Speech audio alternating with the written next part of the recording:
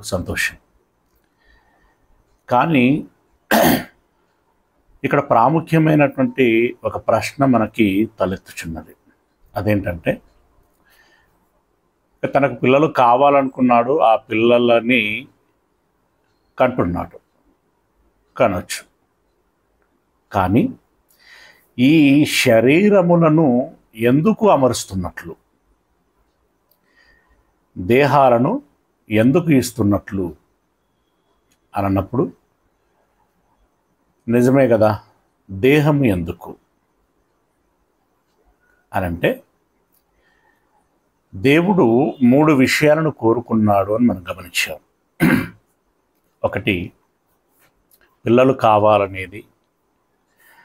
పిల్లలు కావాలి అనేటువంటిది ఎంత ప్రాముఖ్యమో, ఆ పిల్లలు నా కోసముగా ఉండాలి అనేటువంటిది అంతే ప్రాముఖ్యం. నా కోసముగా ఉండాలి అనేటువంటిది ఎంత ప్రాముఖ్యమో, వారు పరిశుద్ధులను నిర్దోషులనై ఉండాలి అనేటువంటిది అంతే ప్రాముఖ్యం. మరి దేవుని కోసముగా ఉండాలి అనన్నా, వారు పరిశుద్ధులు నిర్దోషులుగా ఉండాలి అనన్నా,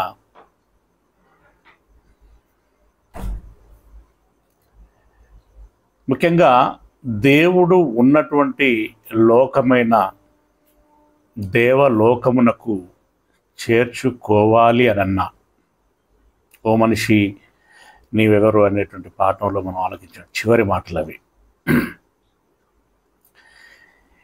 వీటన్నిటిలో మనిషి అంటే దేవుని పిల్లలు వారిని వారు రుజువు చేసుకోవలసినటువంటి వారై ఉంటున్నారు. అంటే దేవుడు దేహమును ఇచ్చి తన పిల్లలను పరీక్షిస్తున్నాడు.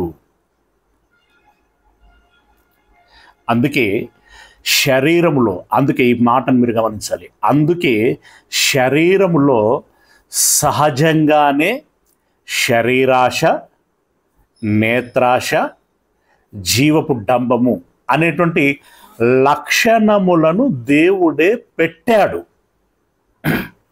ఆ లక్షణములను దేవుడే పెట్టాడు. అంటే సహజ సిద్ధంగానే శరీరమునకు ఇవి ఉంటాయి. బై డిఫాల్ట్ అంటాను చూడండి, అలా ఉంటాయి. ఎందుకు ఉంటాయి? ఆత్మీయ ఉన్నటువంటి నిన్ను పరీక్షించటానికి. శరీరము నిన్ను లోబరుచుకుంటే నీవు ఓడిపోతావు, లేదా శరీరమునే నీవు అనగా ఆత్మయ్య ఉన్నటువంటి నీవు లోబరుచుకుంటే నీవు గెలుస్తావు. అంటే నీ గెలుపు ఓటములు అనేటువంటివి నీవు నీ శరీరమును ఎలా వాడుతావు,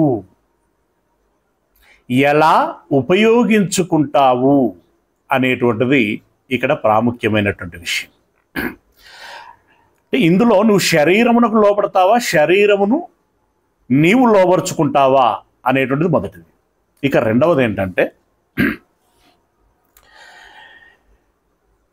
నీ శరీర సాధనములను నీతి సాధనములనుగా వాడుకోండి, దుర్నీతి సాధనములనుగా వాడకండి. దేవుడు ఇవన్నీ మనకిచ్చినటువంటి సూచనలు. ఒకసారి రెఫరెన్స్లని చూసేటువంటి ప్రయత్నం చేద్దాం. మేబీ నా అద్దాలు లేను. రెఫరెన్స్ని చూసేటువంటి ప్రయత్నం చేద్దాం. గలతీలో రాసినటువంటి పత్రిక,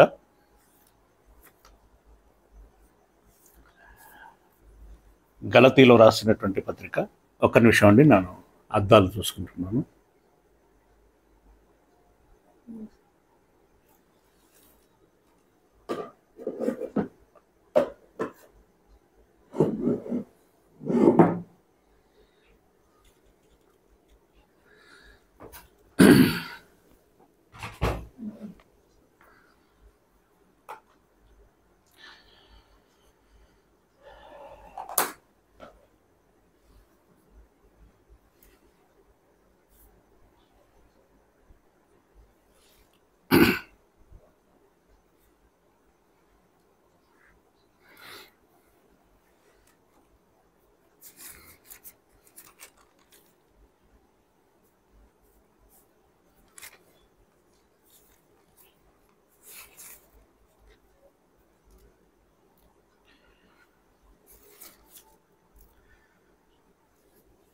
దుర్నీతి సాధనములు,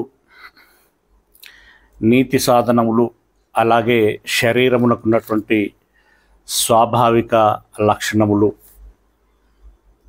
ఇత్యాది మాటలు కలిగినటువంటి వచనాలు మీలో ఎవరికి ముందు కనిపిస్తే వారు తీసేటువంటి ప్రయత్నం చేయండి.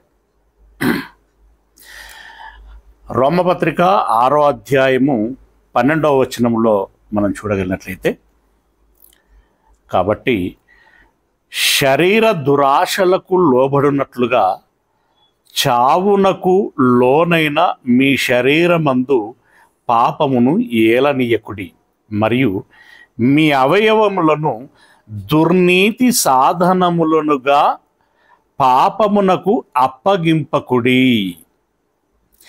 దుర్నీతి సాధనములనుగా పాపమునకు అప్పగింపకుడి. సాధనము అని అన్నాడు, లేదంటే ఆయుధములు అని అన్నాడు. అంటే నీ అవయవాలని ఎలా వాడుతావు అనేటువంటి ఒక అవకాశాన్ని, ఒక పరీక్షను దేవుడు ఇస్తున్నాడు. అంటే శరీరమును ఇస్తున్నది ఆయనే, వాటిని నీవు దుర్నీతిగా వాడుతావా, నీతియుక్తంగా వాడుతావా అనేటువంటి పరీక్ష చేస్తున్నాడు. అవునా? అలాగే నీతి సాధనములు అనేటువంటి మాటతో పాటు శరీరములో కొన్ని లక్షణాలు సహజంగా ఉన్నాయి, దేవుడు పెట్టాడు అని మాట్లాడుకున్నాం కదా. ఎక్కడుంటాయి తెలిసిన వారు ముందు తీయండి రెఫరెన్స్ని.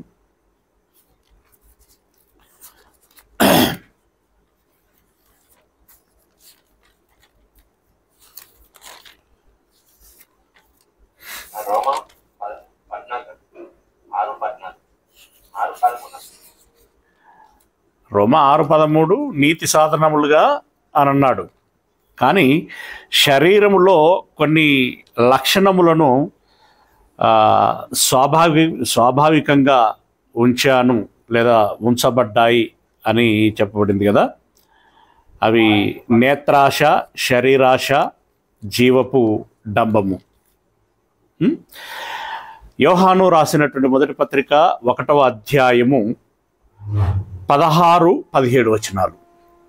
యోహాను రాసినటువంటి మొదటి పత్రిక 2వ అధ్యాయము 16-17 వచనాలలో ఇందులో ఏం చెప్తున్నాడు?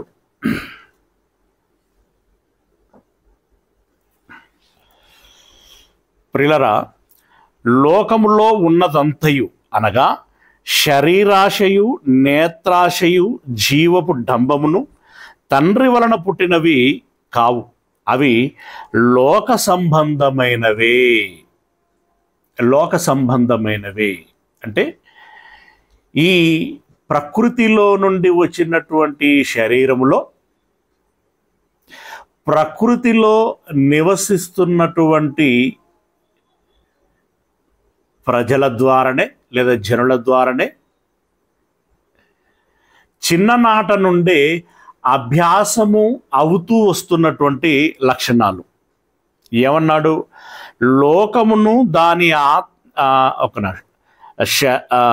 శరీరాశయు, నేత్రాశయు, జీవపు డంబమును తండ్రి వలన పుట్టినవి కావు.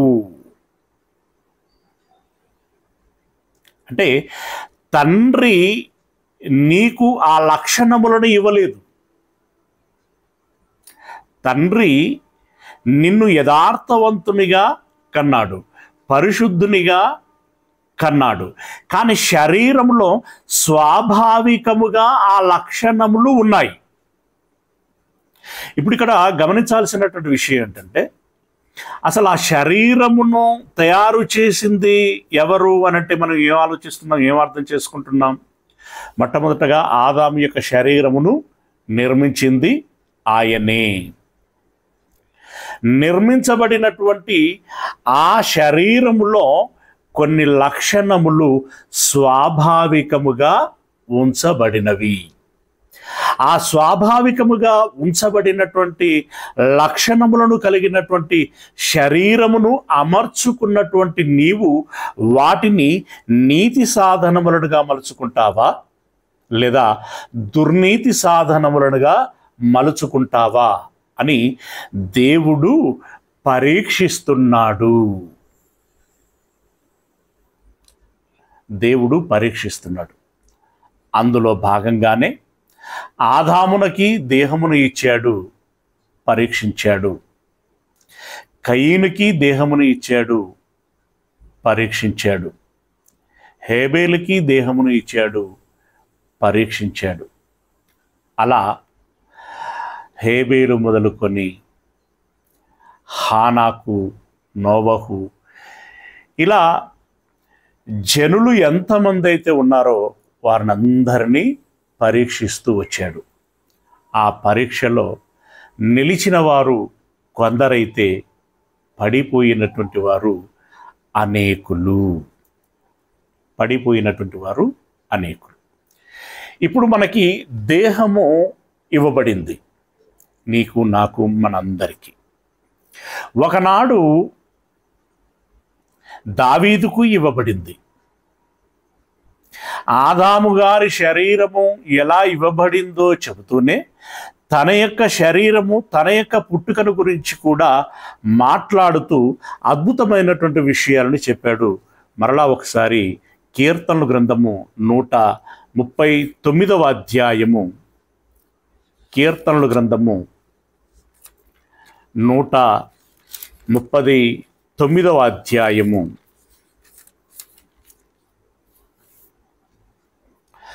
13వ వచనంలో నుండి చదువుకుందాం. కీర్తనల గ్రంథము 139వ అధ్యాయము 13వ వచనం నుండి. నా అంతరింద్రియములను నీవే కలుగ చేసితివి. నిన్న అవయవాల గురించి చాలా మాట్లాడుకున్నాం. ఇప్పుడు మనము ఆసుపత్రికి వెళితే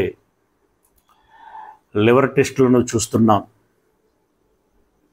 అవునా? గుండె టెస్టులని చూస్తున్నాం, కిడ్నీ టెస్టులను చూస్తున్నాం. అదేవిధంగా జీర్ణాశయమును గురించి, ప్రేగులను గురించి, ఇలా అనేకమైనటువంటి అవయవాలను వారు పరీక్షిస్తూ ఉంటారు. వాటి ఫంక్షన్స్ ఎలా ఉన్నవి అని చూస్తూ ఉంటారు. అవన్నీ కూడా ప్రాపర్గా ఉండి వాటి పనితనమును అవి కనపరుస్తేనే కానీ ఒక మనిషి జీవితము అనేటువంటిది సర్వైవ్ కాదు. ఇక్కడ ఇంద్రియములను గురించి మాట్లాడాడు. అంటే మెదడు, దాని తాలూకు హార్మోన్లు ఏవైతే ఉంటాయో, ఈ నేత్రముల నుండి ఇంటర్నల్గా ఉండేటువంటి కనెక్షన్, అలాగే చెవుల నుండి ఇంటర్నల్గా ఉండేటువంటి కనెక్షన్, ఇలా ప్రతిదీ, చర్మము దాని నుండి ఇంటర్నల్గా ఉండేటువంటి నాడీ వ్యవస్థ కనెక్షన్, బాహ్య ఇంద్రియములకు అంతర ఇంద్రియములు ఒకదానికొకటి సమన్వయము కలిగి ఉంటేనే కానీ ఈ శరీరము నిర్వహించబడదు. వీటన్నిటిని దృష్టిలో పెట్టుకొని మాట్లాడుతున్నటువంటి మాట. నా అంతరింద్రియములను నీవే కలుగచేసితివి, నా తల్లి గర్భమందు నన్ను నిర్మించిన వాడవు నీవే. నా తల్లి గర్భమందు నన్ను నిర్మించిన వాడవు నీవే. అంటే ఇప్పుడు ఆదాము గారి దేహాన్ని ఏ విధంగానైతే దేవుడు తన చేతులతో నిర్మించాడో, తల్లి గర్భమందు కూడా మన దేహములను దేవుడు నిర్మించి ఉంటున్నాడు. దానికి 9 నెలల సమయాన్ని ఏర్పరిచాడు. చెప్పుకున్నాం కదా, తల్లి గర్భం, జలగర్భములో భూమి ఎలాగనైతే సంపూర్ణతను పొందుకున్నదో, తల్లి గర్భములో ఈ పిండము సంపూర్ణతని సంతరించుకుంటూ ఉంటుంది. అక్కడ చీకటి ఉంటుంది, అక్కడ ఆ పిండమునకు అవసరమైనటువంటి వాతావరణము ఉంటుంది. అలాంటి తల్లి గర్భములో 9 నెలలు శరీరమును అంచెలంచెలుగా నిర్మాణము చేయటము జరుగుచున్నది. ఒకటే రోజు పిల్లర్లు వేసి స్లాబ్ వేసి గోడలు కట్టి ప్లాస్టింగ్ చేయరు. దానిని అంచెల వారీగా చేస్తూ ఉంటారు. దేవుడు అదేవిధంగా శరీర నిర్మాణమును చేశాడు. నా తల్లి గర్భమందు నన్ను నిర్మించిన వాడవు నీవే. నీవు నన్ను కలగజేసిన విధమును చూడగా భయమును ఆశ్చర్యమును నాకు పుట్టుచున్నవి. భయము ఆశ్చర్యము. నిజంగా తన దేహమునకు మూలమైనటువంటి పూర్వీకుల యొద్దకి వెళ్ళేసరికి ఆదాము గారి శరీర నిర్మాణమును కనుక మనం ఆలోచించినట్టయితే భూమి ఏంటి, దాని అంతర్భాగములో ఉష్ణమేంటి, అందులో సలసలా మసులుతున్నటువంటి లావా ఏంటి, ఆ లావాను దేవుడు తీయటం ఏంటి, ఒకడు జున్నుగడ్డ పేరబెట్టినట్లుగా పేరబెట్టడం ఏంటి, పేరబెట్టబడినటువంటి ఆ బొమ్మలోనికి ఆత్మను ప్రవేశపెట్టడం ఏంటి, అప్పుడు అది జీవము కలిగి చలించటం ఏమిటి. నిజంగా అప్పటి వరకు ఆ అనుభవాలు లేనటువంటి ఏ మనిషికైనా ఒకసారిగా దాన్ని చూసినప్పుడు అది ఆశ్చర్యంతో పాటు భయమును పుట్టిస్తుంది. ఏంటిది, ఎలా జరుగుతున్నది? కానీ విని ఎరగనటువంటి ఒక దృశ్యం కళ్ళ ముందే సాక్షాత్కారం అవుతున్నప్పుడు, నిర్జీవమైనది అనుకుంటున్నటువంటి అది జీవము కలిగి చలిస్తూ ఉన్నప్పుడు ఎంతటి వారికైనా అది ఆశ్చర్యాన్ని కలిగిస్తుంది. ఆశ్చర్యంతో పాటు భయమును కలిగిస్తుంది. దావీదు గారి యొక్క అనుభవాన్ని తెలియచేస్తున్నాడు. ఇది భూగర్భములో నుండి తీయబడినటువంటి మట్టితో చేయబడిన శరీరం విషయంలోనైనా సరే, తల్లి గర్భములో ఒక కణమును కోటాను కోట్ల కణములుగా విభాజితము చేయించి కొన్ని కణములను ఎముకలనుగా, కొన్ని కణములను నరములనుగా, కొన్ని కణములను కండరములనుగా, కొన్ని కణములను కార్టిలేజ్గా, కొన్ని కణములను చర్మములుగా రూపొందిస్తున్నటువంటి విభజిస్తున్నటువంటి విషయాన్ని మనం గమనించినప్పుడు, విభజించబడినటువంటి అవి ఆ విధంగా నిర్మితమవుతూ ఆ విధంగా అనుసంధానము చేయబడగా ఒకదానికొకటి సహకరించుకున్నటువంటి వేళ నిజంగా ఆశ్చర్యమే, అద్భుతమే అయినా కూడా ఆ ఒక్క కణం ఏంటి, అది పిండముగా ఒక ముద్దగా మారటం ఏంటి, ఆ ముద్దై ఉన్నటువంటిది అంచెలంచెలుగా ఒక తల, ఆ తలకు 2 కళ్ళు, 2 చెవులు, ఆ తర్వాత తోకలాగా ఉండబడినటువంటి అది ఒక మొండెంగా తయారు కాబట్టడం, చేతులు, వేళ్ళు, కాళ్ళు, వాటి వేళ్ళు, ఆ తదుపరి తల్లి గర్భములో నుండి బాహ్య ప్రపంచంలోకి వచ్చిన తర్వాత ఒక కేరింత, వావ్ అనే ఒక కేరింత. ఇవన్నీ మనకు చిన్ననాటి నుండి వింటున్నాము, అందరూ చూపిస్తున్నారు, మనకు తెలుస్తున్నది. కాబట్టి ఇప్పుడు పెద్దగా మనకు ఆశ్చర్యం లేదది. కానీ ఈ అనుభవాలు ఏమీ లేనటువంటి వారికి మొట్టమొదటగా గనక అనుభవంలోనికి వస్తే ప్రతి వ్యక్తి ఆశ్చర్యముతో పాటు అద్భుతము అని అనుకోవటంతో పాటు, మా బాబోయ్ ఇది ఎలా జరుగుతున్నది, ఇది ఎలా అయింది, దీని వెనకాల ఉన్నటువంటి మర్మం ఏమిటి, ఒరే నేనేరా అని దేవుడు చెప్పి ధైర్యం ఇచ్చేంత వరకు ఇది ఎలా జరిగింది అనేటువంటి ఒక ఆందోళన కలుగుతుంది.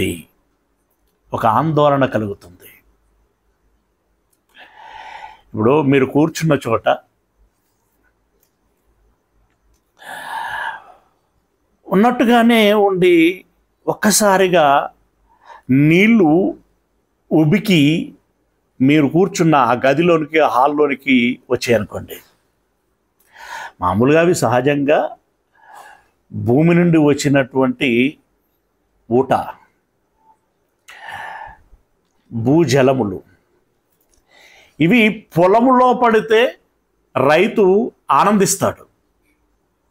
కానీ ఇంటిలోనే నీ ఉన్న గదిలోనికి ఎగదన్నుకొని వస్తే నీళ్ళు వచ్చాయని ఆనందిస్తావా? ఏంటి ఇలా వచ్చాయని భయపడతావా?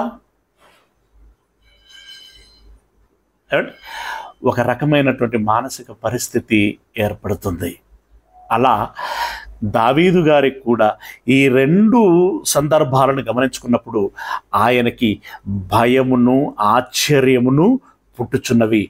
అందును బట్టి నేను నీకు కృతజ్ఞతాస్తుతులు చెల్లించుచున్నాను అని చెప్పి 16వ వచనంలో చెప్తున్నాడు. 16వ వచనంలో చెప్తున్నాడు. ఏమని చెప్తున్నాడంటే, నేను పిండమునై ఉండగా నీ కన్నులు నన్ను చూచెను. ఇదంతా కూడా నేను ఎక్కువగా వివరించాలి అని అనుకోవట్లేదు, ఎందుకంటే నిన్నటి దినమున చాలా మాట్లాడుకున్నాం దీని గురించి. ఓకే, అది ఎముకల గురించి, నరముల గురించి, కండరముల గురించి. నేను పిండమునై ఉండగా నీ కన్నులు నన్ను చూచెను. నియమింపబడిన దినములలో ఒకటైనను కాకమునుపే నా దినములన్నీ నీ గ్రంథములో లిఖితములాయను అని అంటున్నాడు. ఇది ఈరోజు పాఠమునకు ప్రాముఖ్యమైనటువంటి మాట. మనము తల్లి గర్భములో ఉన్నప్పుడే దేవుడు మనలను తీక్షణంగా చూస్తున్నాడట. ఏంటి? ఎందుకు? నేను అనుకున్నట్లుగానే వీడి లేదా ఈమె శరీర నిర్మాణము జరిగిందా, జరుగుచున్నదా, జరిగిందా? ఆ నిర్మాణమును ఎలా చేస్తున్నాడు అనంటే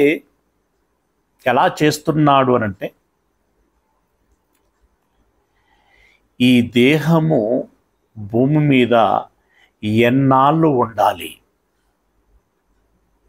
అంటే దీనికి ఎంత శక్తి, ఎంత సామర్థ్యము ఉండాలి. లైఫ్ టైం అని అంటాం కదా,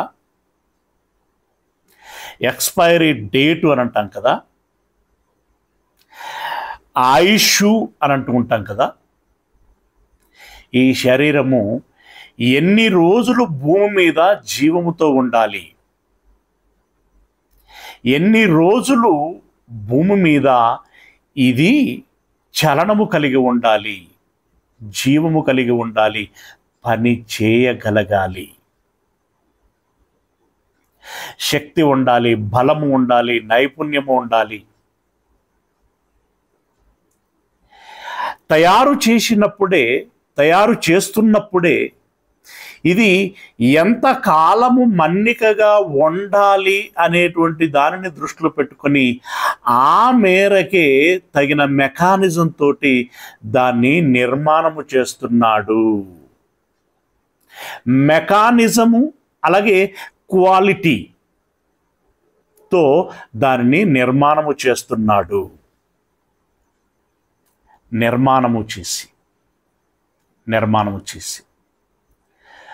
ఒక బైక్ ఉందనుకోండి, దాని క్వాలిటీ, దాని పనితనం ఒక రేంజ్లో ఉంటుంది. ఒక కారు ఉందనుకోండి, దాని నిర్మాణం, దాని పనితనం, దాని క్వాలిటీ ఒక రేంజ్లో ఉంటుంది.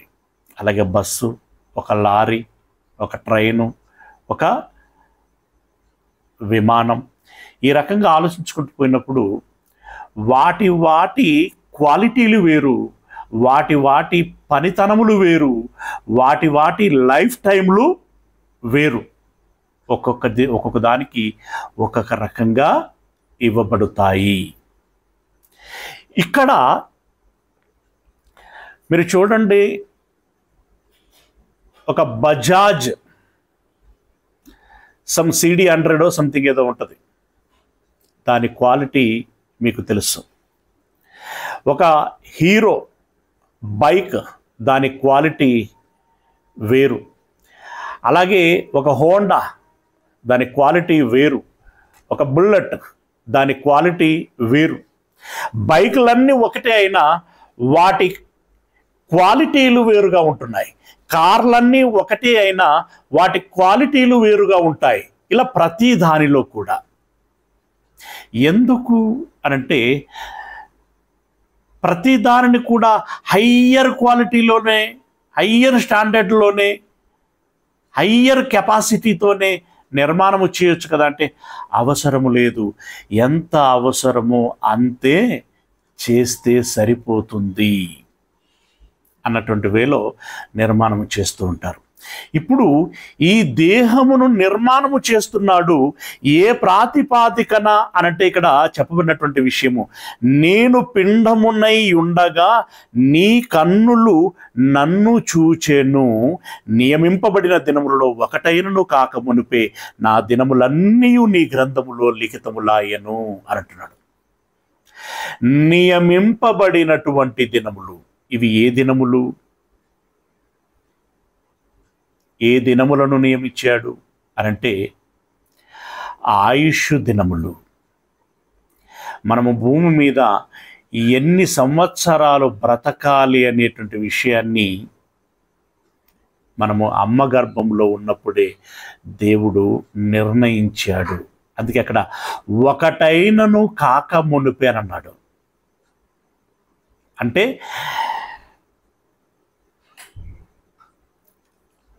Day of the first day of the life ఏదైతే ఉంటుందో అది ఇంకా ఆరంభము కాకమునుపే, బాహ్య ప్రపంచంలోనికి రాకమునుపే ఇతడు లేదా ఈవిడ ఎన్ని సంవత్సరాలు బ్రతకాలి అనేటువంటి విషయాన్ని నిర్ణయిస్తున్నాడు.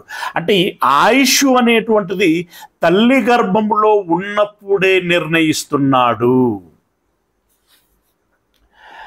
కొందరు 20 సంవత్సరాలు, కొందరు 30 సంవత్సరాలు, ఇంకొందరు 60 సంవత్సరాలు, ఇంకొందరు 80, 100, 120 సంవత్సరాలు అనేటువంటివి ఏ ప్రాతిపాదికన నియమించబడుచున్నాయి?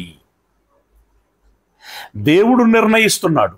ఈ ఆయుష్ పోసింది దేవుడు. ఈ ఆయుష్ ఏ ప్రాతిపాదికన నిర్ణయించబడుచున్నాయి అనంటే ఎఫెసీలో రాసినటువంటి పత్రిక 2వ అధ్యాయము 10వ వచనము. ఎఫెసీలో రాసినటువంటి పత్రిక 2వ అధ్యాయము 10వ వచనము. 2వ అధ్యాయము 10వ వచనం. ఇక్కడ చెప్తున్నాడు చూడండి, వాటి యందు మనము నడుచుకొనవలయునని. వాటి యందు అంటే కొన్నిటిని నిర్ణయించాడు ముందే, కొన్నింటిని ఏర్పాటు చేశాడు ముందే. వాటి యందు మనము నడుచుకొనవలనని దేవుడు ముందుగా సిద్ధపరచిన సత్క్రియలు అని అన్నాడు. ముందుగా సిద్ధపరిచిన సత్క్రియలు. ఎంత ముందుగా? మన జననమునకు ముందుగానే, మన జననమునకు ముందుగానే మనము ఏమి చెయ్యాలి అనేటువంటి దానిని నిర్ణయించి ఉన్నాడు.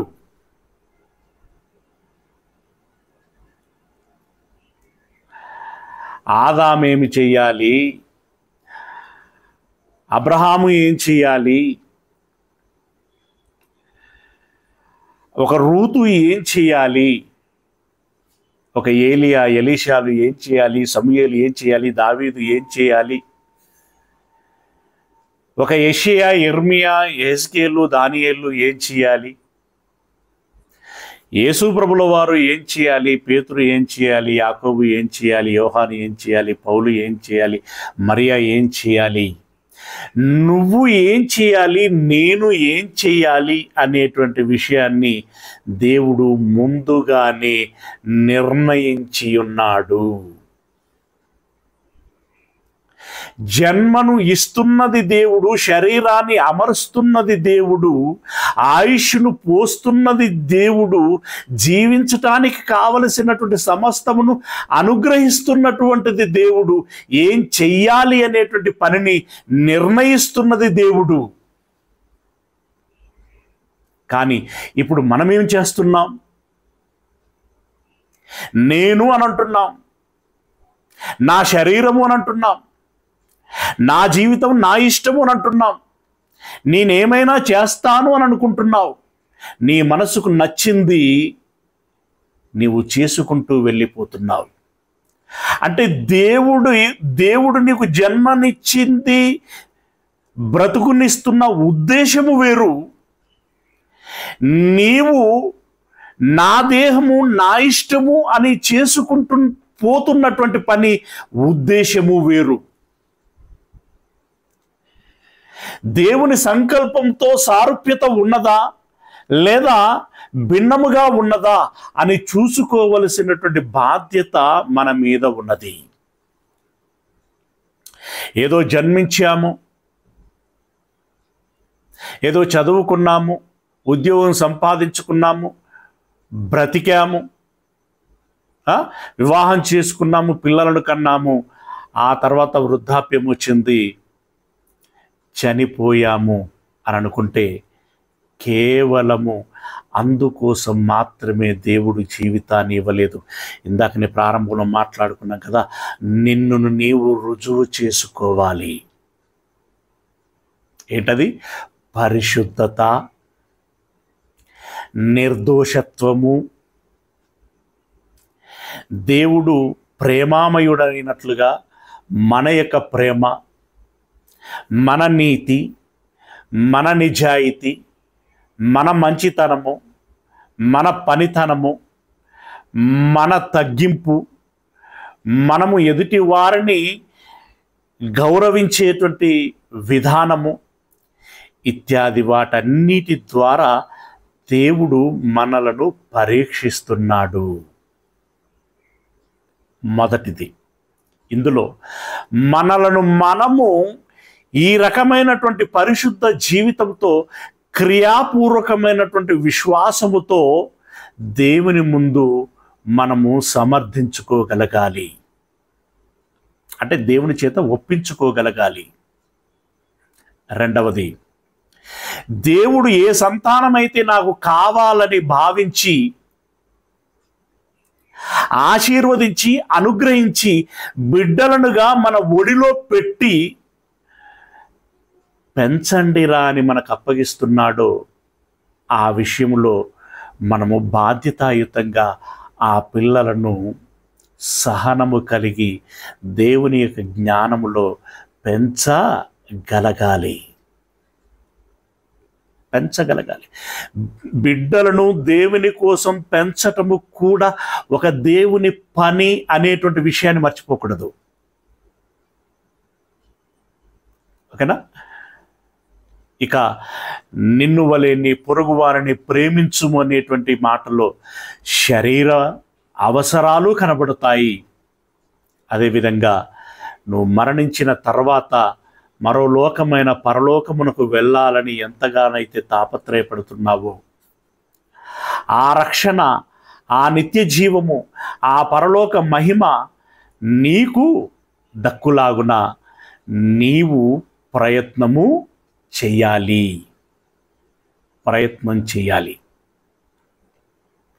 అలా మనందరికీ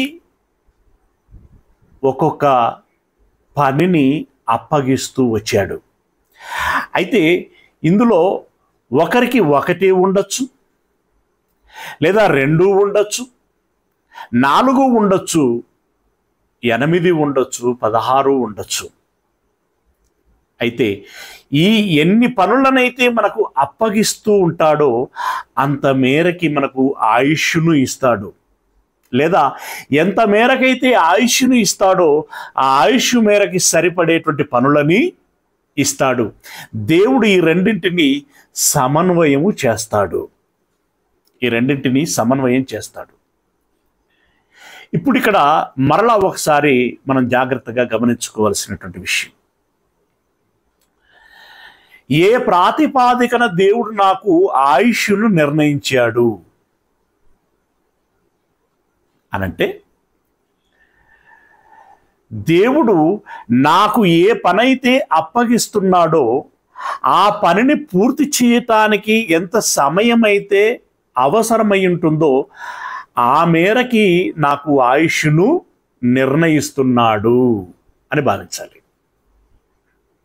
అవును, ఒక పిల్లోడిని కిరాణం షాప్కి పంపించే ముందు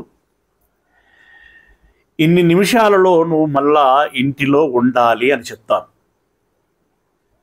ఏ ప్రాతిపదికన? వెళ్ళడానికి ఎంత సమయం పడుతుంది, కొనడానికి ఎంత సమయం పడుతుంది, మళ్ళీ రావటానికి ఎంత సమయం పడుతుందో దాన్ని దృష్టిలో పెట్టుకొని ఈ సమయాన్ని నిర్ణయిస్తాం. అదేవిధంగా దేవుడు మనకిచ్చినటువంటి పని దృష్టిలో పెట్టుకొని ఆయుష్ని నిర్ణయించాడు.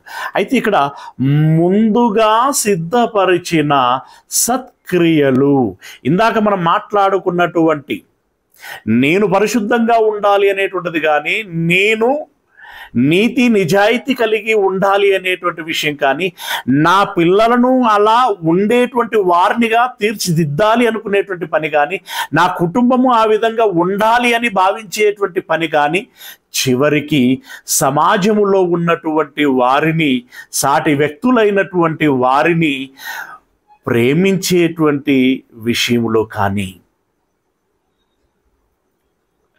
శరీరమును దృష్టిలో పెట్టుకొని ప్రేమించేటువంటి ప్రేమ కానివ్వండి, ఆత్మను దృష్టిలో పెట్టుకొని ప్రేమించేటువంటి ప్రేమ కానివ్వండి.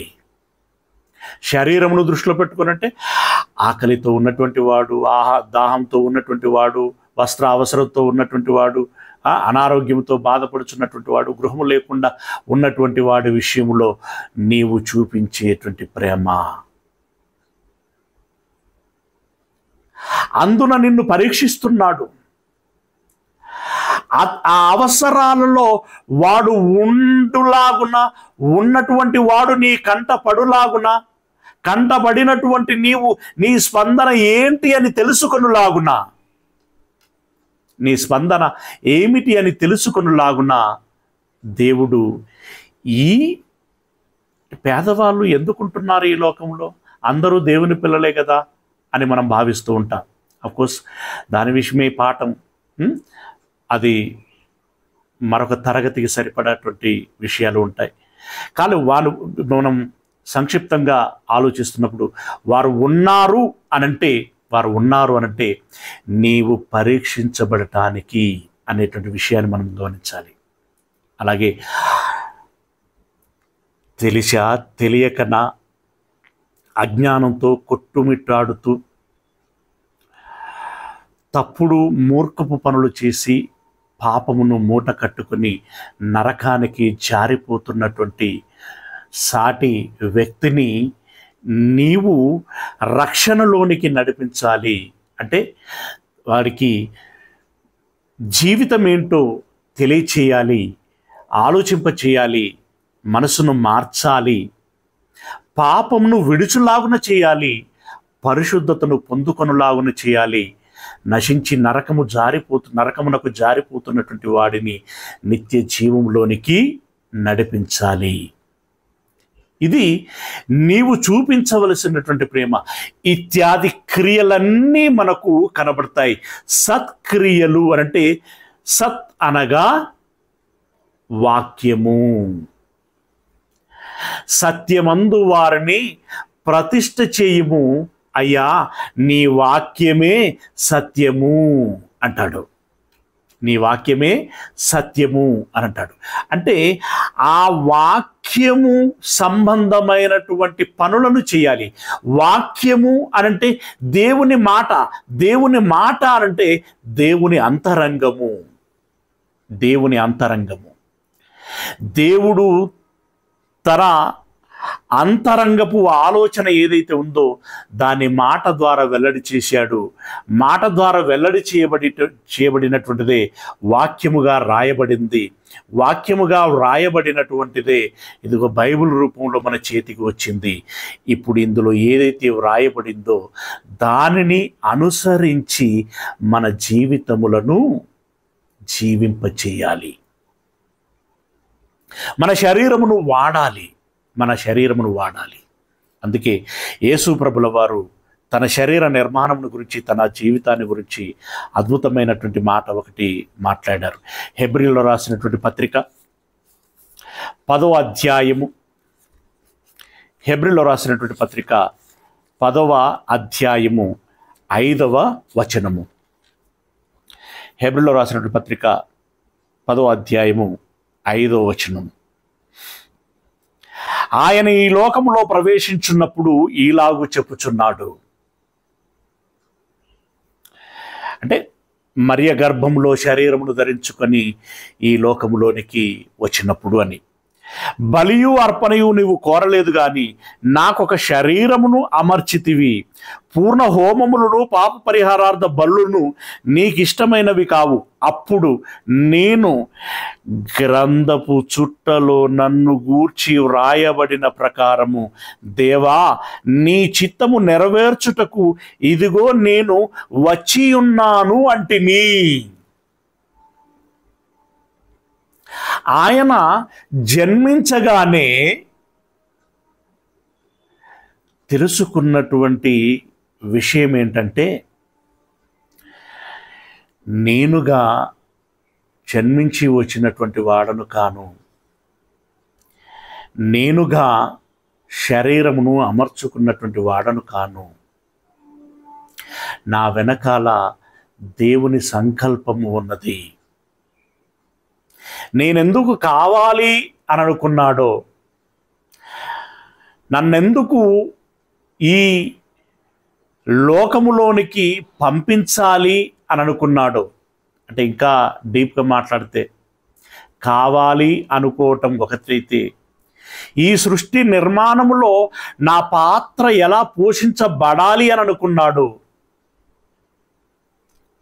అలాగే పాప భారముతో తూలిపోతున్నటువంటి ప్రపంచాన్ని ఆదుకోవటానికి శరీరమును అమర్చి ఈ లోకములోనికి పంపించాలి అని అనుకున్నాడు. ఇత్యాది సంగతులన్నీ నా కుమారుడు పుట్టిన తర్వాత ఏం చెయ్యాలి అనేటువంటి సంగతులు దేవుడు ముందే తన గ్రంథములో వ్రాసి పెట్టుకుంటున్నాడట. డైరీ మెయింటైన్ చేసినట్టుగా, మనము మన డైరీలను మెయింటైన్ చేసినట్టుగా దేవుడు ఒక గ్రంథమును మెయింటైన్ చేస్తున్నాడట. యేసు ప్రభుల వారు జన్మించిన తర్వాత తాను ఏం చెయ్యాలి రాసిపెట్టాడు. మూర్తి గారు జన్మించిన తర్వాత తాను ఏం చెయ్యాలి రాసిపెట్టారు. ఇప్పుడు ఇలా ఈ ప్యానెల్లో ఉన్నటువంటి వీళ్ళందరూ ఏమి చెయ్యాలి అనేటువంటి విషయాన్ని ముందే రాసి పెట్టాడు. మర్చిపోకూడదు. రాజు ఏం చెయ్యాలనేది రాసి పెట్టాడు. మహేందర్ ఏం చెయ్యాలి అనేటువంటిది రాసి పెట్టాడు. నేనేం చెయ్యాలి అనేటువంటిది రాసి పెట్టాడు. అలాగే మీరందరూ ఏం చెయ్యాలి అనేటువంటిది రాసి పెట్టాడు. ఇప్పుడు మనము జన్మించి పెరిగి పెద్దవారమైన తర్వాత రాసి పెట్టబడిన విధానములో మన బ్రతుకు ఉంటే ఈ జన్మకి బ్రతుకుకి సార్థకత జరిగింది అని దాని అర్థం. దానికి భిన్నముగా కాలము గడిచింది అని అంటే వ్యర్థమైపోయింది అని దాని అర్థం. సర్వం వ్యర్థమైపోయింది అని దాని అర్థం. ఎందుకంటే మన పుట్టుకకు ముందు మనకు ప్రణాళిక లేదు, మనకు ఆలోచన లేదు, మనకు వ్యూహము లేదు, మనకు ఉద్దేశము లేదు, మనకు భవిష్యత్తు చింతన లేదు. అలాగే మనం అనుకుని జన్మించినటువంటి వారము కాదు, మనకు అవసరం అని చెప్పి ఈ శరీరాన్ని నిర్మించుకున్నటువంటి వారము కాదు.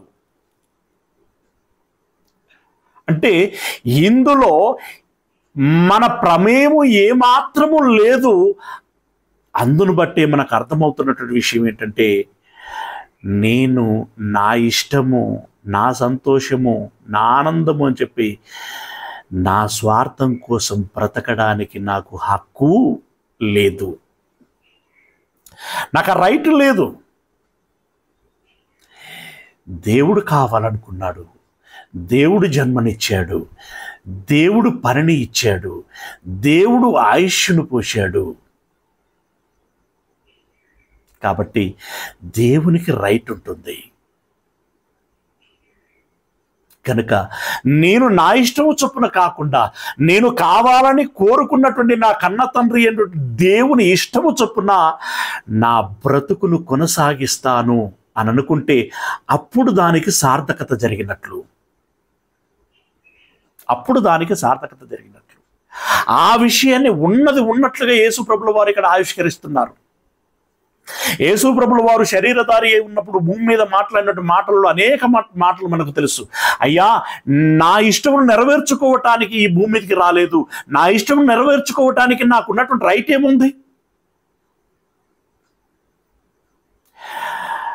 నా కన్న తండ్రి ఇష్టమును నెరవేర్చడానికి నేను వచ్చి ఉన్నాను. అదే మాట ఇక్కడ ఆవిష్కరిస్తున్నాడు. దేవా, నీ చిత్తము నెరవేర్చుటకు ఇదిగో నేను వచ్చి ఉన్నాను. ఏంటి ఆ చిత్తం అంటే, నీ గ్రంథపు చుట్టలో రాసుకున్నావు కదయ్యా, నీ గ్రంథపు చుట్టలో నన్ను గురించి నువ్వు ఏ విధముగానైతే రాసి పెట్టుకుని ఉన్నావో ఆ నీ చిత్తమును నెరవేర్చడానికి వచ్చి ఉన్నాను. మరియ గర్భము నుండి బాహ్య ప్రపంచంలోకి వచ్చిన తర్వాత నియమించబడినటువంటి వయస్సు మేరకి నేను నా తల్లిదండ్రుల యొద్ద గడిపిన తర్వాత 30వ ఏట బాహ్య ప్రపంచంలోనికి వెళ్ళి ఇప్పటి వరకు లోకము కని విని ఎరగనటువంటి జీవిత పరమార్థమును వారికి తెలియచేసి అవమానాలైన అవహేళనలైనా కన్నీరు పెట్టించేటువంటి కొరడా దెబ్బలైన చెంప దెబ్బలైన సిలువకు మేకులతో కొట్టబడి మరణించేటువంటి మరణమైన ఆ మరణములో కార్చేటువంటి రుధిరము ద్వారా నీ ప్రజలైనటువంటి నీ పిల్లలైనటువంటి ఈ నా సోదర సోదరీమణులని రక్షించుటకి ఏర్పాటు చేయబడినటువంటి కార్యమునకైనా నేను సిద్ధమయ్యా. నువ్వేమి రాసుకున్నావో ఆ నీ చిత్తమును నెరవేర్చటానికి నేను ఎప్పుడైనా ఎక్కడైనా ఏ విషయానికైనా సిద్ధము. అయ్యో వీరు తిడుతున్నారే, అయ్యో వీరు హేళన చేస్తున్నారే, అయ్యో వీళ్ళు భయపెడుతున్నారే, వీళ్ళు కొడుతున్నారే, వీళ్ళు చంపబోతున్నారే అని నేను వెనకంజ వేయనయ్యా. దేనికైనా నేను సిద్ధమే. చూడండి, ఇప్పుడు యేసు ప్రభుల వారి విషయంలో దేవుని యొక్క సంకల్పము ఎంత పగడ్బందీగా నెరవేర్చబడుచున్నది చూడండి. మరి యేసు ప్రభుల వారి విషయములోనే ఒక సంకల్పం ఉందా? నీ విషయంలో లేదా? నా విషయంలో లేదా?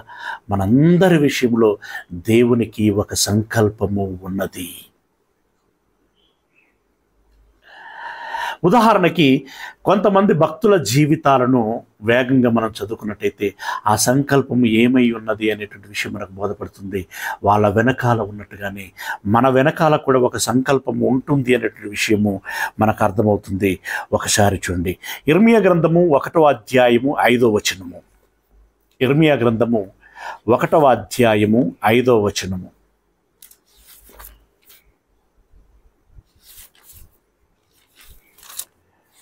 ఇర్మియా గ్రంథము 1వ అధ్యాయము 5వ వచనం.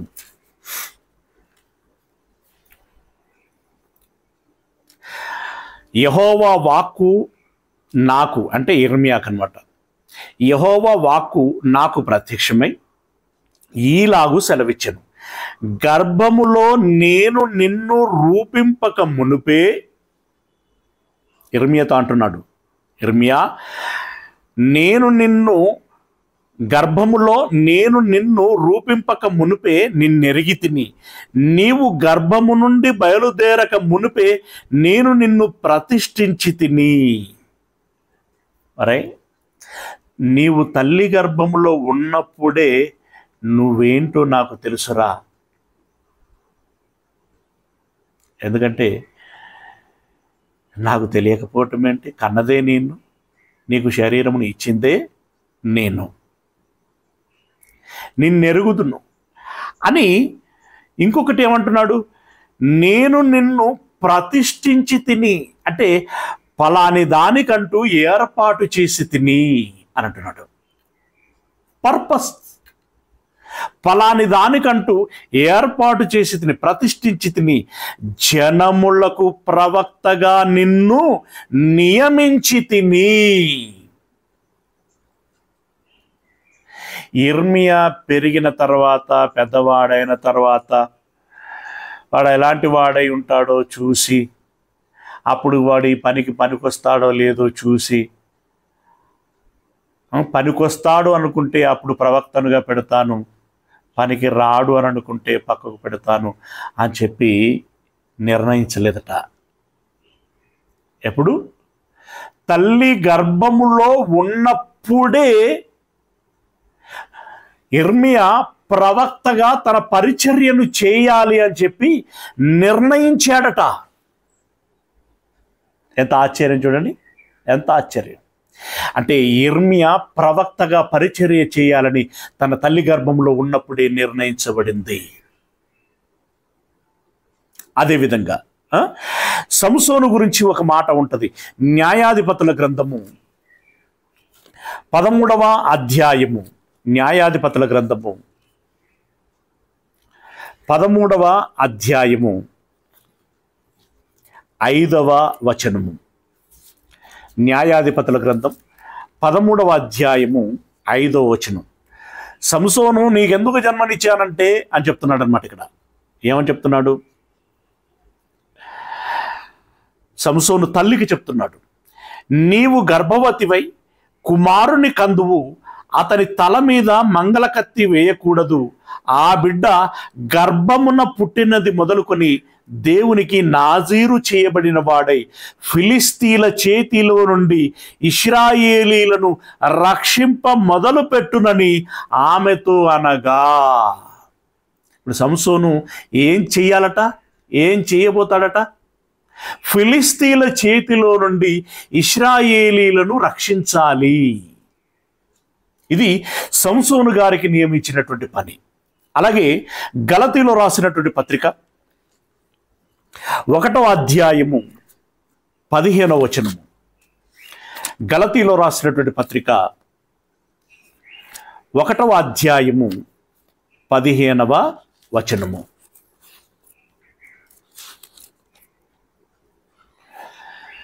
పౌలు గారు మాట్లాడుతున్నటువంటి మాట పత్రిక రాస్తూ చెప్తున్నాడు, అయినను తల్లి గర్భమునందు పడినది మొదలుకొని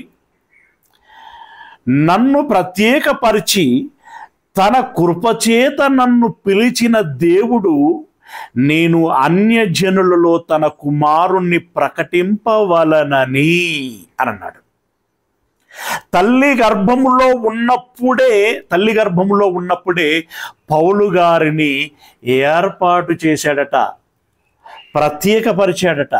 ఇదిగో వీడు ఈ పనికి కేటాయింపబడాలి.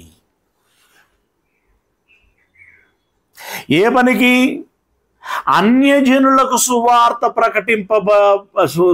ప్రకటింపబడవలయునని. తల్లి గర్భములో ఉన్నప్పుడే ప్రత్యేకపరిచి, ఆ తర్వాత జన్మనిచ్చి పిలిచి, ఒరేయ్ ఇదిగో నువ్వు పుట్టక మునిపే నేను ఈ తలంపును నీ పట్ల కలిగి ఉన్నాను, నీవు అన్యజనులలోనికి వెళ్ళి సువార్తను ప్రకటించి నన్ను గురించి తెలియచేసి వారిని రక్షణలోనికి నడిపించాలి. ఇదిరా నీకు జన్మనిచ్చిన ఉద్దేశం, ఇదిరా నీకు శరీరమును అమర్చినటువంటి ఉద్దేశం. ఇది చేస్తేనేరా నీ జన్మకి, నీ బ్రతుకుకి సార్థకత జరుగుతుంది అని పౌలును ఆ పనికి ప్రత్యేకపరిచాడట. ఇంకా యోహాను గురించి చెప్తున్నటువంటి మాట చూడండి. యోహాను సువార్త లూకా సువార్తలో ఉంటుంది. లూకా సువార్త 15వ ఒక్క నిమిషం. లూకా సువార్త 1వ అధ్యాయము 16వ వచనం. లూకా సువార్త 1వ అధ్యాయము 16వ వచనం. 14 నుండి చదువుతున్నాను. అతడు ప్రభు దృష్టికి గొప్పవాడై, అంటే యోహాను, బాప్తిస్వం ఇచ్చేటువంటి యోహాను గురించి మాట్లాడుకుంటూ వస్తున్నాడు. అతడు ప్రభు దృష్టికి గొప్పవాడై ద్రాక్షారసమునైనను మద్యమునైనను త్రాగక తన తల్లి గర్భమున పుట్టినది మొదలుకొని, అంటే అమ్మ గర్భము, తండ్రి గర్భములో నుండి తల్లి గర్భములోనికి వచ్చిన నాట నుండి తన తల్లి గర్భమున పుట్టినది మొదలుకొని పరిశుద్ధాత్మతో నిండుకొనిన వాడై ఇశ్రాయేలీలలో అనేకులను ప్రభువైన వారి దేవుని వైపునకు త్రిప్పును. జనులని తండ్రి అయినటువంటి దేవుని వైపునకు త్రిప్పేటువంటి పని యోహాను గారు చేస్తాడట. అలా చేయటానికే దేవుడు తల్లి గర్భములో ఉన్నప్పుడే నియమించాడట. మరి ఇప్పుడు ఆ మేరకి చేశాడా అనంటే, యేసు ప్రభుల వారి మొట్టమొదటి శిష్యులు ఎవరో కాదు కదా, యోహాను గారి శిష్యులే. యోహాను గారు ఈ లోకములో నుండి దేవుని సన్నిధిలోనికి రప్పించబడినటువంటి వారే. అనేకులను ఆయన ప్రభావితము చేశాడు. ఇలా ఒక యోహాను గారు తన తల్లి గర్భంలో ఉన్నప్పుడు తాను ఏం చేయాలి అనేటువంటిది నిర్ణయించబడింది. ఒక పౌలు గారు తన తల్లి గర్భంలో ఉన్నప్పుడు ఏం చేయాలి అనేటువంటిది నిర్ణయించబడింది. ఒక సంసోను గారు తన తల్లి గర్భంలో ఉన్నప్పుడు ఏం చేయాలి అనేటువంటిది నిర్ణయించబడింది. ఒక ఇర్మియా గారు తన తల్లి గర్భంలో ఉన్నప్పుడు ఏం చేయాలి అనేటువంటిది నిర్ణయించబడింది. ఒక యేసు ప్రభుల వారు మరియ గర్భంలో ఉన్నప్పుడు ఏం చేయాలి అనేటువంటిది నిర్ణయించబడింది. ఈ విధంగా వాళ్ళందరిని గురించి వారమ్మ గర్భములో ఉన్నప్పుడే ఏం చెయ్యాలి అనేటువంటిది నిర్ణయించబడింది అనంటే, దీన్ని బట్టి మనం అర్థం చేసుకోవలసింది ఏంటి? వాళ్లకు మాత్రమే ఏం చెయ్యాలి అనేటువంటిది నిర్ణయించబడి ఆ ప్రకారంగా జన్మనివ్వటం జరిగిందా? మన పట్ల దేవునికి ఏ సంకల్పం లేదా, ఏ నిర్ణయం లేదా, ఏ ఉద్దేశము లేదా, మన గురించి తన గ్రంథపు చుట్టలో ఏమని వ్రాసుకోలేదా అనంటే డెఫినెట్గా రాసుకుంటాడు. అదేంటో తెలుసుకోవలసినటువంటి పని నీది, అదేంటో తెలుసుకోవలసినటువంటి బాధ్యత నీది. అది ఎలా తెలుస్తుందయ్యారంటే, ఇందులో రాయబడి ఉన్నది.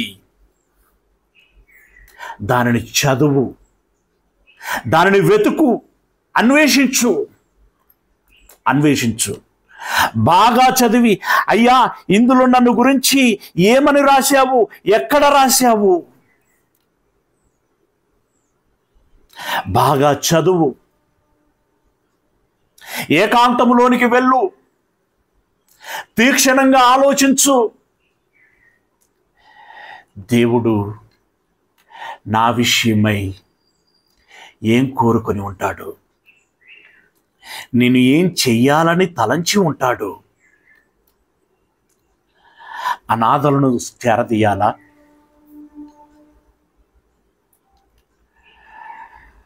సువార్తను ప్రకటించి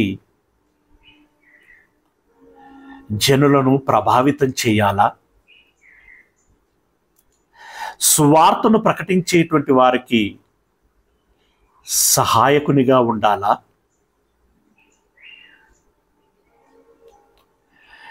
జతపనివారముగా ఉండాలా? నేను దేవుని మాటలను మాట్లాడుతానా? నేను పాటలను పాడగలుగుతానా? లేదా చేతులతో పరిచర్యను చేయగలుగుతానా? లేదా కష్టించి చెమటోడ్చి డబ్బును సంపాదించి పెట్టుబడిగా పెట్టబడతానా? దేవుడు నాకు ఏ సామర్థ్యమును ఇచ్చాడు, నాకు ఏ తలాంతును ఇచ్చాడు, దానిని నేను గుర్తెరుగుతాను. దీన్ని నీవు మననం చేసుకుంటూ దేవునికి ప్రార్థించగలిగినట్లయితే నీకు ఇవ్వబడినటువంటి తలాంతి ఏంటో, నీకు ఇవ్వబడినటువంటి వరం ఏంటో, వాటిలోనే నీకు ఇవ్వబడినటువంటి పనేంటో దేవుడు నీకు బయలుపరుస్తాడు. మీన్స్ నీ మనస్సాక్షి నీకు చెబుతుంది, నేనేం చేయగలను అనేటువంటి విషయం నీకు చెబుతుంది. నాకున్నటువంటి బలం ఏమిటి, నాకున్నటువంటి సామర్థ్యం ఏంటి, నాకున్నటువంటి శక్తి ఏంటి, నీ మనస్సాక్షి నీకు తెలియచేస్తుంది. అలా తెలియచేయులాగున దేవుడు ఒక సిస్టమ్ను పెడతాడు. అప్పుడు నీకు ఏది తెలిసి వస్తుందో అదే దేవుడు నీకు నియమించిన పని, అదే దేవుడు నీకు నియమించినటువంటి పని. స్వార్థను ప్రకటిస్తావా, పాటలు పాడుతావా, పరిచర్య చేస్తావా, డబ్బులు సమకూర్చుతావా, లేదా కార్యక్రమ నిర్వహణ చేస్తావా, ఇంకా సో అండ్ సో చాలా ఉంటాయి రిలేటివిటీగా. ఈ పనులలో నీవు ఏమి చేయగలుగుతావో అదే దేవుడు నీకు నియమించినటువంటి పని.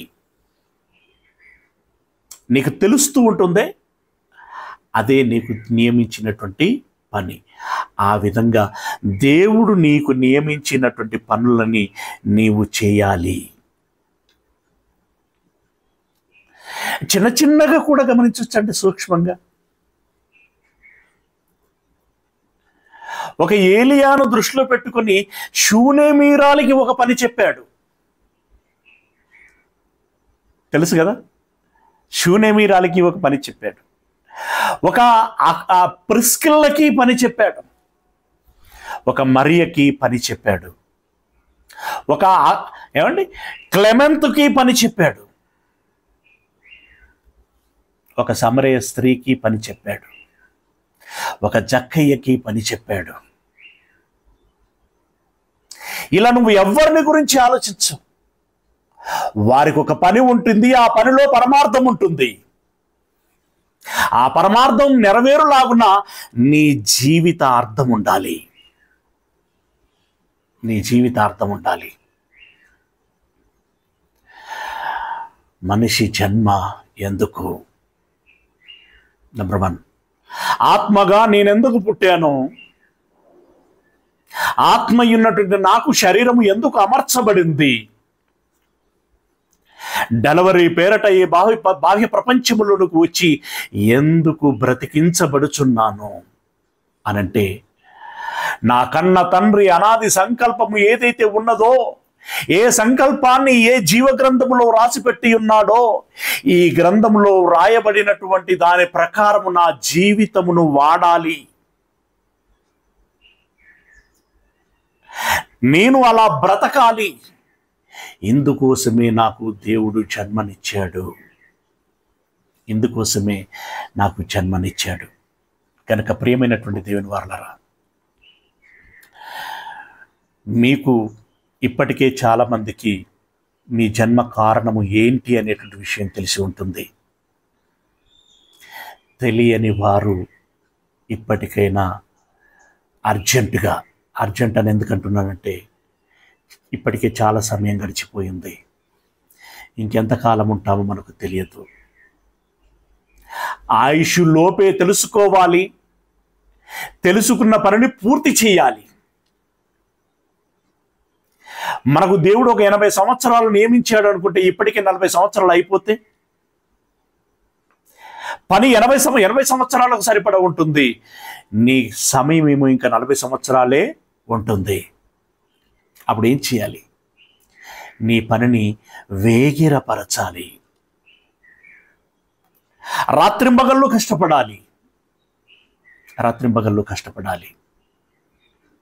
అలా నీ ఆయుష్ ముగిసే లోపే నీకు అప్పగింపబడినటువంటి పనిని పూర్తి చేసి, దేవా నీ గ్రంథపు చుట్టూలో నన్ను గురించి వ్రాయబడిన ప్రకారం నీ చిత్తమును నెరవేర్చి ఈ లోకములో నిన్ను మహిమ పరిచితిని.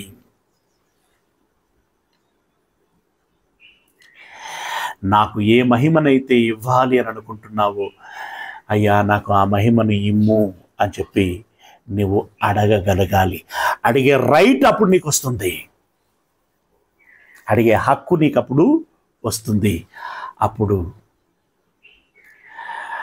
నాకు ఇష్టమైనటువంటి కుమారుడా, నాకు ఇష్టమైనటువంటి కుమార్తె అని తాను మనలను తన దగ్గరికి చేర్చుకుంటాడు. ఆ దేవలోకములకి స్వాగతం పలుకుతాడు. పిల్లరా, అలాంటి అద్భుతమైనటువంటి అవకాశాన్ని మీరు పొందుకోండి. It's okay. దీనికి రిలేటెడ్గా ఒక రెఫరెన్స్ ఇస్తాను.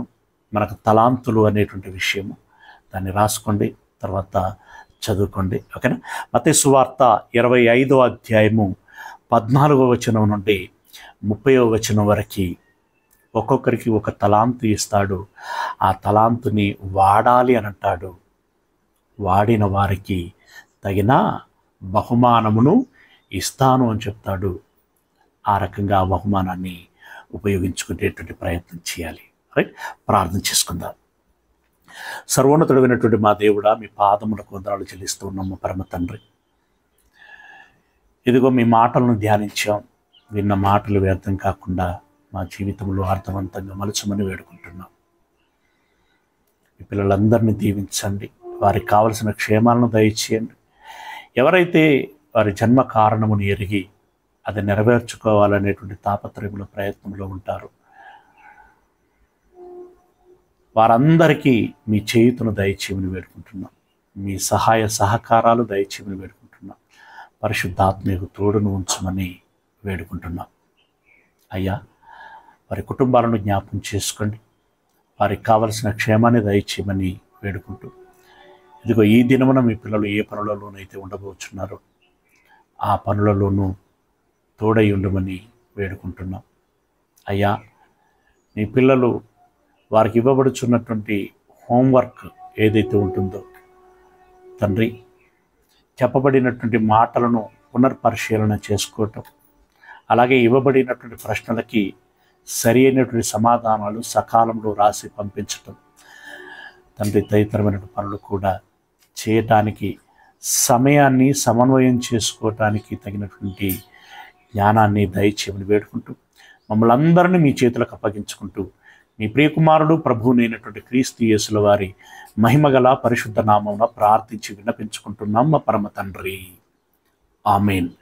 మన కన్న తండ్రి అయినటువంటి దేవుని ప్రేమ, ప్రభు అయినటువంటి యేసుక్రీస్తు వారి యొక్క కృపారక్షణ, పరిశుద్ధాత్మీయ అన్యోన్య సహవాసము, సహాయము ఈ మాటలు విన్నటువంటి మనందరికీ నా జన్మ కారణం ఏమిటో నేను తెలుసుకొని దాన్ని నెరవేర్చి సార్థకత జరిగించుకొని దేవుడు అనుగ్రహించేటువంటి నిత్య మహిమకు పాత్రలం కావాలని ప్రయత్నం చేసేటువంటి ప్రతి బిడ్డకు తన ప్రయత్నం అంతటిలో ఎల్లకాలము తోడైయుండును కాక. ఆమేన్. అందరికీ వందనాలండి.